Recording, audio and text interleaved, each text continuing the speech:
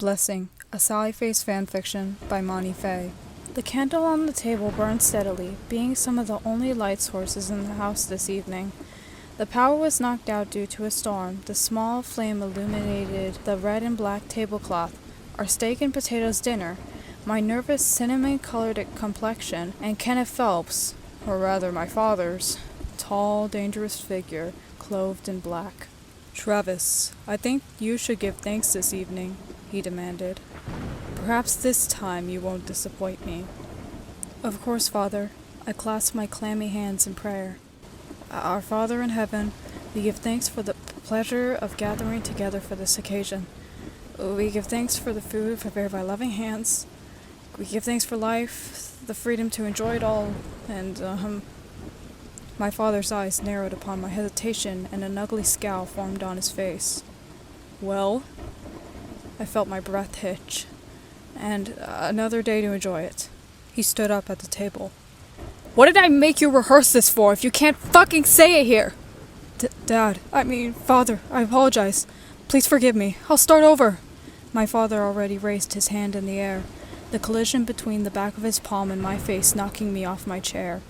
I cried in pain, the explanation being cut off short as I hit the ground, the air required for screaming escaping my lungs. "God would not forgive you, so why should I?" His black leather shoe collided with my face, then my arms protecting it. My scalp felt a sharp pain as he yanked me up by my blonde hair and threw me against the wall. "Heathens like you don't deserve dinner!" I cowered against the wall, whimpering, waiting for another blow to my body. To my fortunate surprise, my father went back to the table, took my plate, and threw out my food. He then went to his seat to eat his own meal. "Get out of my sight!" "You don't have to tell me twice." I struggled up from the ground, my nerves pushing me more than my muscles. I didn't think enough to grab a coat or an umbrella as I ran out the door. I only thought about how the night would have gone if I stayed. I'd be forced to read the Bible for hours. If I messed up, I would face my father's wrath. God would hate me for this, but I could deal with that later. The concrete beneath my feet was slick with rain and shiny under the street lights that seemed to go on forever.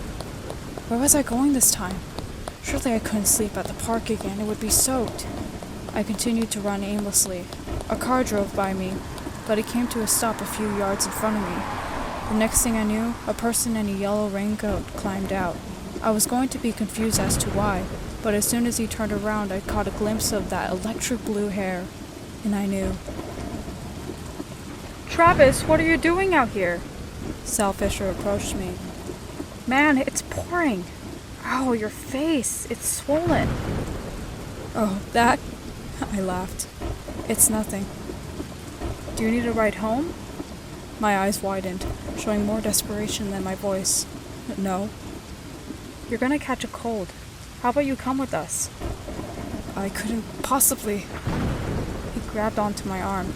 "Actually, I wasn't asking, dude. Sorry, but I don't want you to freeze." I was escorted into a car where a pet carrier was occupying one of the back seats. A tabby cat's green eyes shone inside. "I didn't know you had a cat." "That's Gizmo.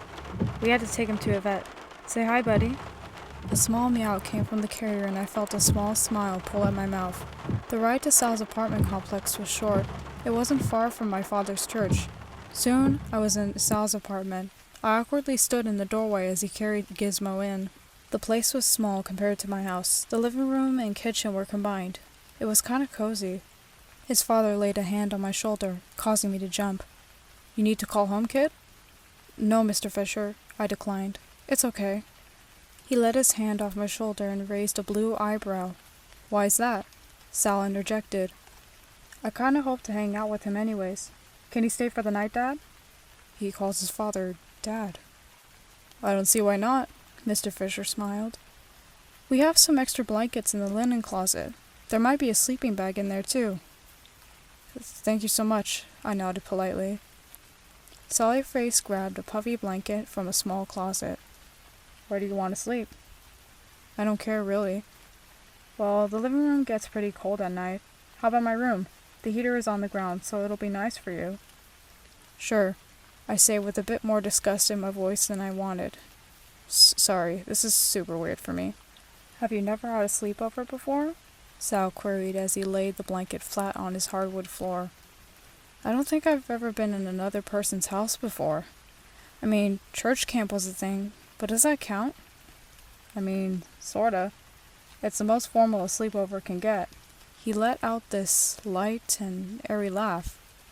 I set up the blanket for you. Do you need to borrow some clothes? I wouldn't be so comfortable sleeping in soaked jeans and a wet sweater. Your clothes wouldn't fit me, Fisher. No offense, but you're like more than a head shorter than me. Luckily, I like oversized clothing. The blue-haired boy dug into his dresser and pulled out a brown t-shirt and some drawstring pajama bottoms. The bathroom is right at the couch. You can change there and we can wash your clothes in the morning. Thank you, Sallyface. I really appreciate this, I said politely. No problem. You look like you needed it. I made my way into the bathroom and changed into the pajamas. Compared to my wet clothes, these felt like heaven. Well, the closest to it without having to die. I took a glance at my face in the mirror, and the right side of my face was all purple.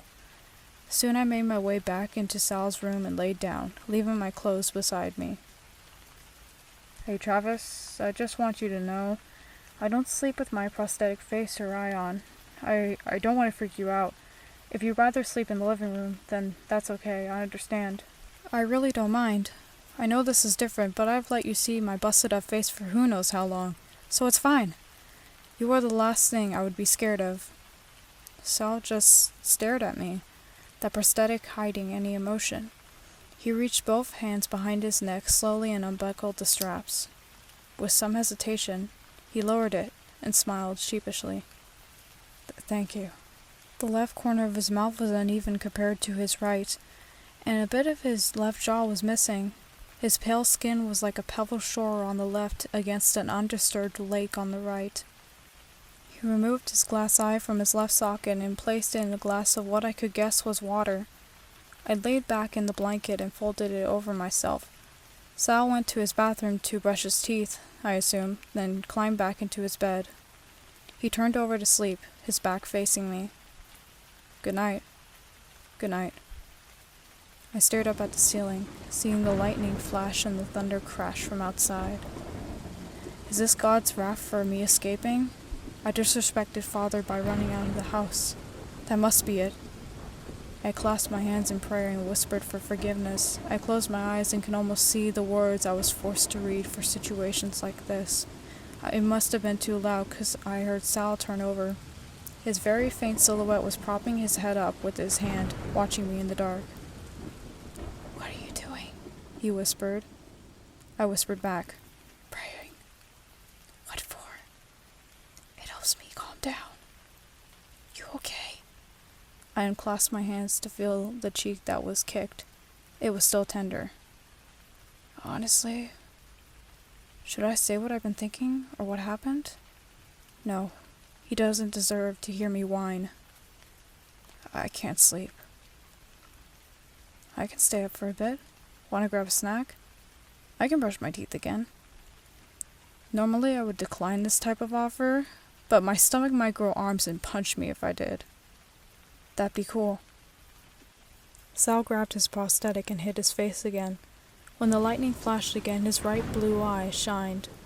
His left eye was just an empty socket he left closed since he decided not to put his eye in.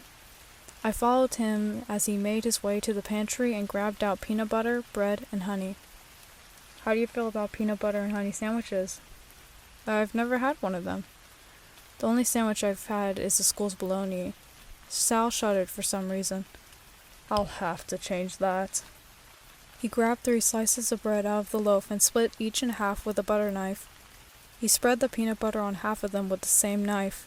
He put honey on the other halves and combined them, making 6 small sandwiches. He put them all on a paper plate and pushed it towards me. If you don't like them, that's okay. I can always finish them off or give them to Chug tomorrow. I'm so hungry I don't think I'll care. I grabbed one of the sandwiches and bit into it. I repeated prayers of gratitude mentally as it filled the lacuna of my stomach. It's not that bad. I'm guessing that you didn't eat dinner before we ran into you? I grabbed another small sandwich and devoured it, which was enough of an answer. I heard Sal laugh a little, and I could imagine the light smirk he was wearing. He grabbed a sandwich for himself and lifted his prosthetic to take a bite. He didn't need any help getting rid of the sandwiches. Soon there were only crumbs and some honey on that paper plate. Sal discarded it in a small trash bin. "Well, I'm stuffed." He stretched and yawned. "I think I might go into hibernation after this." I laughed. "You're not the one who practically ate the plate." "You needed it for sure." "Are you going to brush your teeth again now?" "Yeah, we have mouthwash if you want to use some."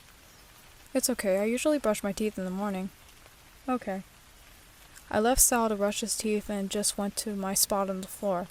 I picked up my clothes, which still felt awfully damp and cold. I then looked at the pajamas I was wearing. They're warm, soft, and sort of smell nice, but not in the gay way. If God hates me so much right now, then why am I being blessed like this?